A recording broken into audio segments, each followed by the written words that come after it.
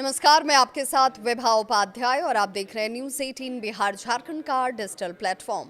इस्लामाबाद और काबुल के बीच युद्ध विराम का ऐलान हो गया, लेकिन जमीन पर शांति अब भी जैसे दूर की बात लगती है। पाकिस्तान और अफगान तालिबान के बीच सुलह की कोशिशें एक बार फिर से मुश्किल में फंसती हुई नजर आ रही हैं। वजह क्या है वो भी जान लीजिए। तो पाकिस्तान के रक्षा मंत्री ख्वाजा आसिफ का ताजा बयान। दोहा में कतर और तुर्की की मध्यस्थता में हुए युद्ध विराम समझौते के ठीक एक दिन के बाद ख्वाजा आसिफ ने साफ साफ कहा, अगर अफगानिस्तान सीमा पार से होने वाले हमलों को नहीं रोकता तो युद्ध विराम खत्म समझिए।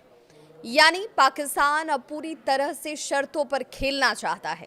पाकिस्तानी अखबार डॉन से बातचीत में आसिफ ने यह भी कहा और इसका दावा किया कि ये युद्ध विराम पूरी तरह से अफगानिस्तान की कार्रवाई पर ही निर्भर है।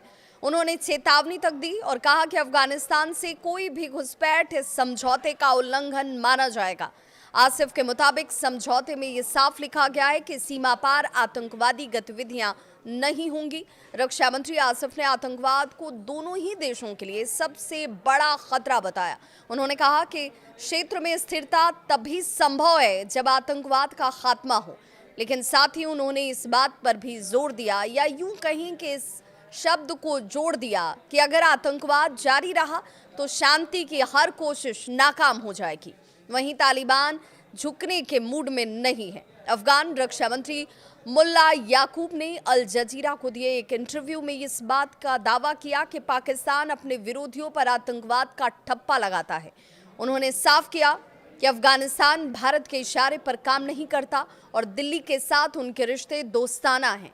अगर अगले हफ्ते इस्तांबुल में दोनों देशों की एक और अहम बैठक होने वाली है, वहां जहां युद्ध विराम की शर्तों को अंतिम रूप दिया जाएगा।